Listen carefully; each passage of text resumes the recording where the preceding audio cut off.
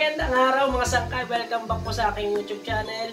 For today's video po ay share ko sa inyo yung paggawa ko ng tasty bread. Pero bago po tayo magsimula ay shoutout muna sa ating mga sangkay na sina Masculados, 143 TV at kay Sangkay Anime Fan Club na nandyan sa Olongapo. So yung mga sangkay, shoutout sa inyo, God bless po at salamat sa suporta sa aking YouTube channel. Nga pala mga sangkay, meron na akong na-share dati na video ng paggawa ng tasty bread. Pero ngayon po, iniba ko po yung aking recipe ng aking tasty bread at ito po ngayon yung aking ginagamit sa aking pangtinda, sa aking pangnegosyo na tasty. So yung mga sangkay, sana makatulong sa inyong video na ito. Sana ay magawa niyo yung recipe na aking i-share sa inyo. Try niyo po dahil sigurado po kung kayang-kaya niyo pong makuha yung paggawa ng ating tasty. Madali lamang po sundan at hindi po bagsakin ang tasty nito. So kung ikaw hindi pa nakapag-subscribe, ay subscribe mo na yung aking channel. Like at share na rin po ng video ito at pindutin mo ng bell button para ikaw ay lagi updated sa mga upload ko pang mga video. So simulan na natin ang paggawa ng tasty bread mga sangkay. Mga sangkay, bale yung ating gagawin ngayon ay tasty bread. Yan, i-share ko po sa inyo yung paggawa ko ng aking tasty bread. Bale ang aking gagamitin na asukal ay white sugar mga sangkay, yung aking gagamitin na asukal. At gagawa tayo ngayon ng 3 kilo. Lalagay tayo ng asin, powder milk, bread improver, vanilya,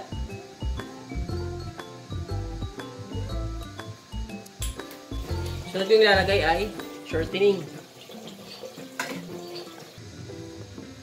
Next ingredients natin ay tubig.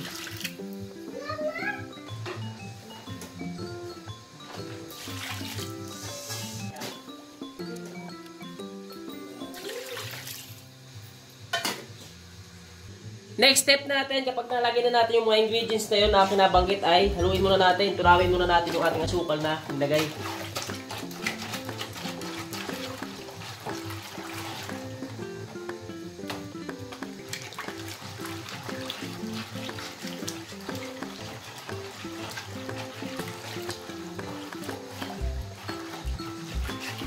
At ayun mga sangkay, kung sakaling natunan nyo na ng maayos yung asukal at saka yung asin, ay lagyan na natin yung ating harina.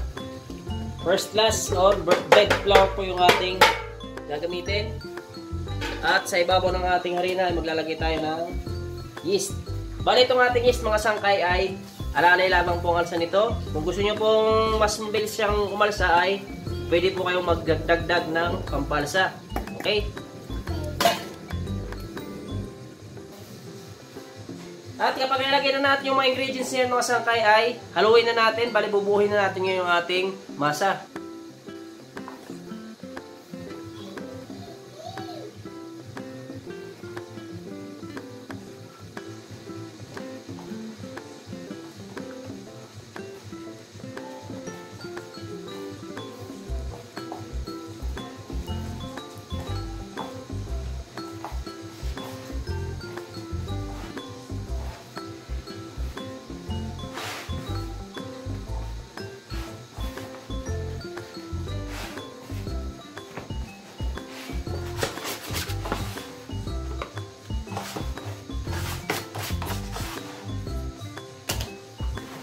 So bala itong ating masa mga sangkay ay gagamitan po natin ng makina or roller para mapakainis natin itong ating minamasa. Pag nabuo nyo na ang inyong minamasa ay pwede nyo na kagad makinahin para mapakinis na.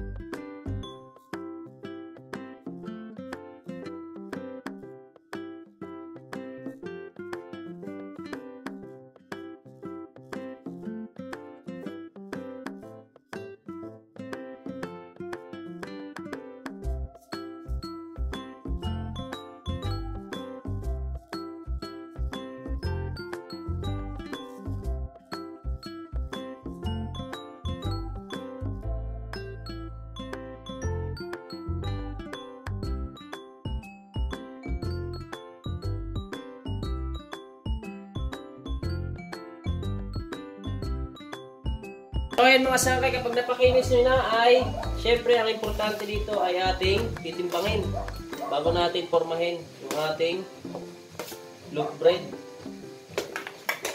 Yan, 400 grams po bawat isang tasty bread natin or isang loaf bread natin. 400 grams.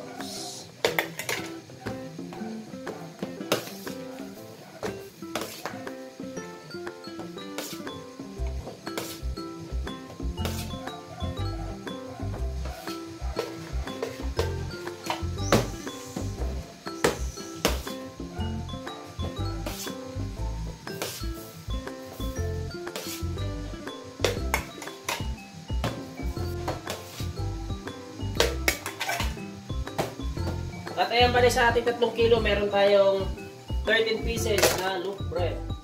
Tapos meron tayong tira na maliit, do konting masa ay sama na lang natin dito.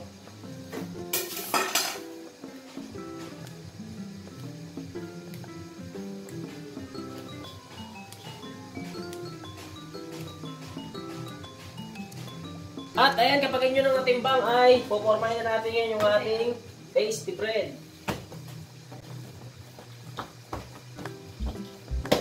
Kailangan mga sangkay ang pagfigura nyo o pagforma ng yung tasty bread ay dapat mahigpit para maiwasan yung pagbagsak ng ating tasty bread or loaf bread.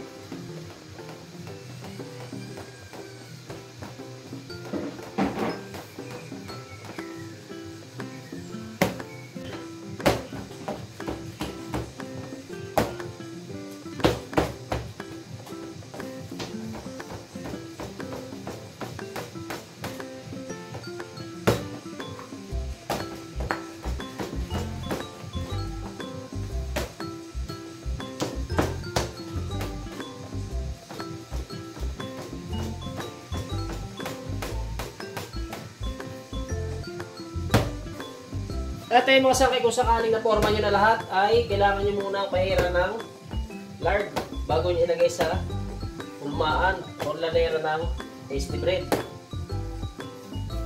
Ito meron tayong lard or shortening. Pahiran nyo muna.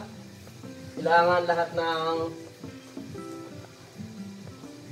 buong dapat ng tasty ay pahiran nyo para hindi dumikit sa lalera.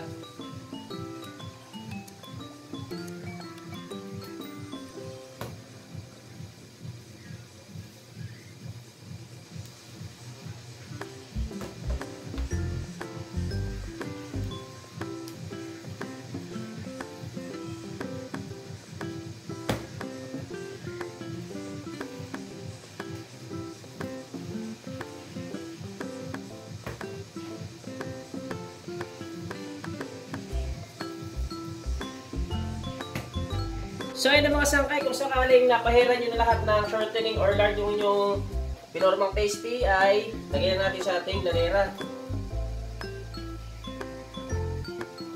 para mapaalsa na natin.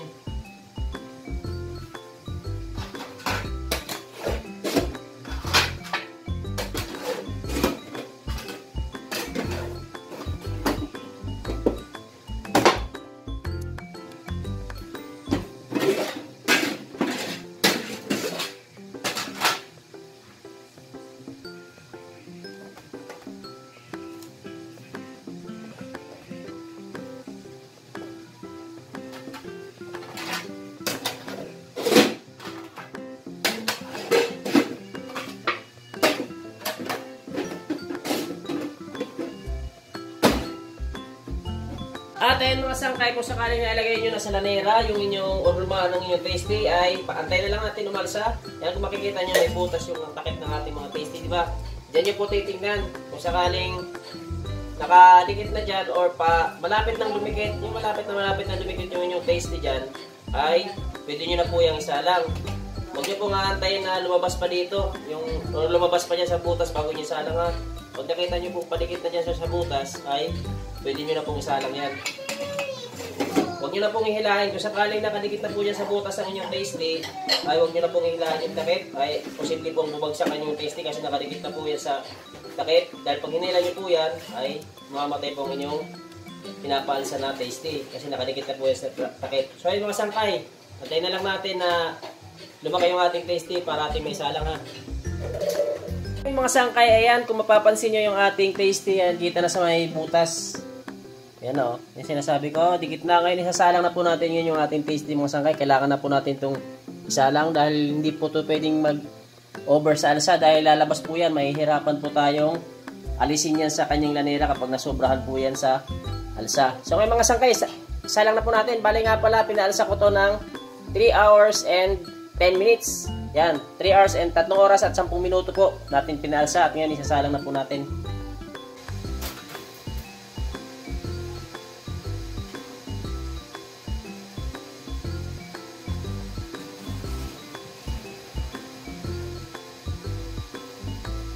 So, bali yung ating init ng ating oven ay 160 degrees Celsius mga sangkay ha. 160 degrees Celsius at ang ating pinagagamitin ay katamtaman lamang po yung lakas.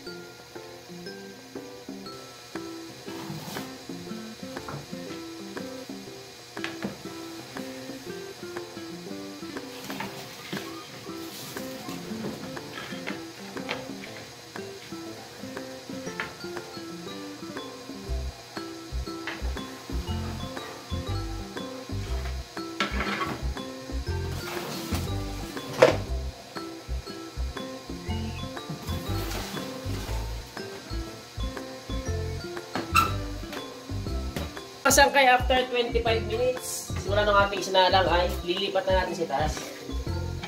Inulit ko, after 25 minutes, simula ng ating sinalang ay lilipat natin sa taas.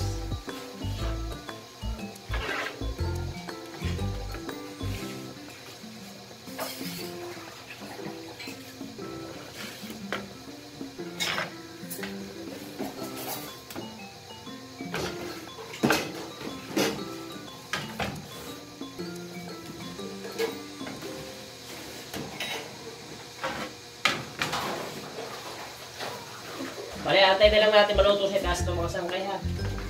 Titingnan nyo sa may butas. Kapag pula na siya, yun, alisin nyo na. At after 10 minutes sa taas mga sangkay, check na natin. Baka pula na ibabaw eh. So, yan yung ating tasty mga sangkay. Bale, sinalang natin ng 35 minutes yung ating tasty.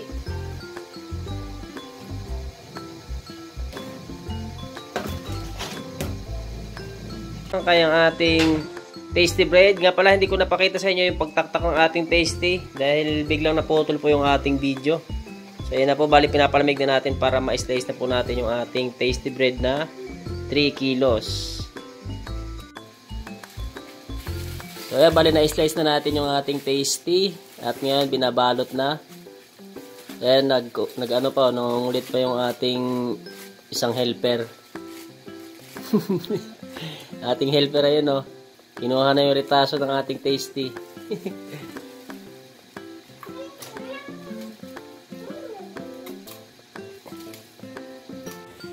At ayun ang mga sangkay ang ating finished product ng ating tasty bread. Ayan, nakabalot na. So pwede na po natin ibenta yung ating tasty bread.